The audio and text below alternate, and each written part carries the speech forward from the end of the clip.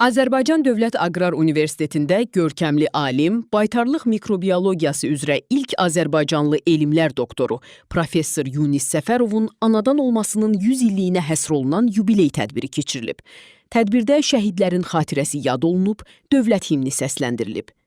Tədbirdə çıxış edən ADAUNun rektoru Zəfər Qurbanov, professor Yunis Səfərovun Azərbaycan aqrar elminin və baytarlıq mikrobiologiyası sahəsinin inkişafındakı mühüm xidmətlərindən danışıb.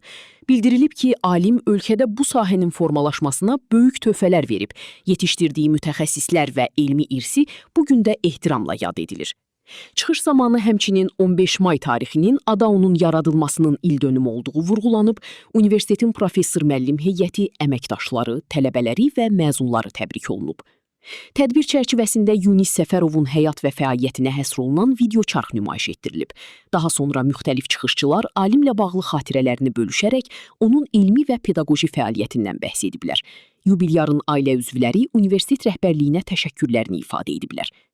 Tədbirin bədii hissəsində isə Gəncə Dövlət Filarmoniyasının solistlərinin ifasında musiqi nömrələri təqdim olunub.